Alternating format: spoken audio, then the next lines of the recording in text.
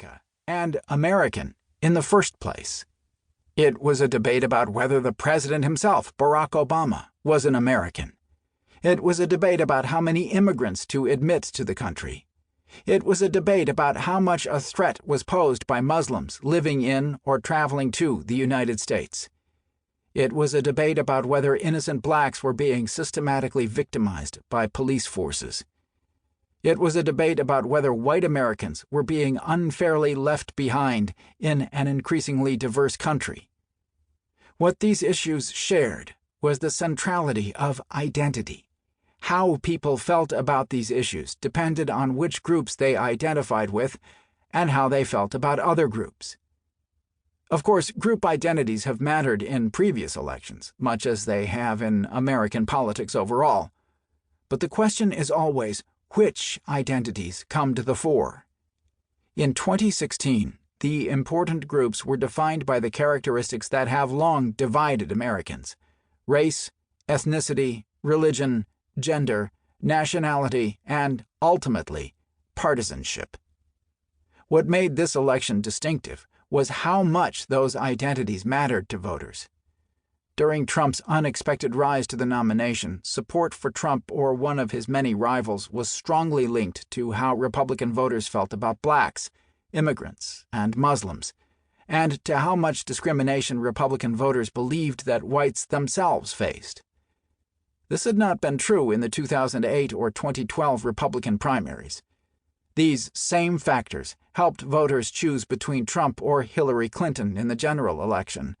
And again, these factors mattered even more in 2016 than they had in recent presidential elections.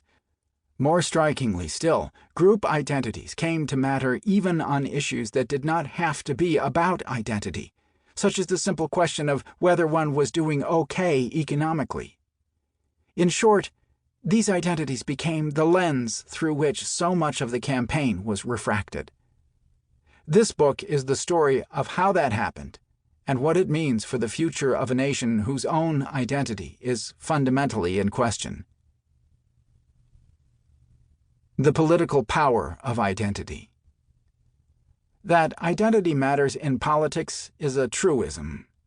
Getting beyond truisms means answering more important questions. Which identities, what they mean, and when and how they become politically relevant. The answers to these questions point to the features of the 2016 election that made group identities so potent. People can be categorized in many groups based on their place of birth, place of residence, ethnicity, religion, gender, occupation, and so on. But simply being a member of a group is not the same thing as identifying or sympathizing with that group.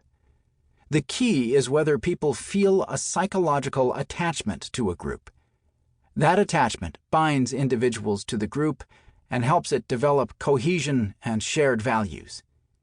The existence, content, and power of group identities, including their relevance to politics, depends on context. One part of the context is the possibility of gains and losses for the group. Gains and losses can be tangible, such as money or territory, or they can be symbolic, such as psychological status. Moreover, gains and losses do not even need to be realized. Mere threats, such as the possibility of losses, can be enough.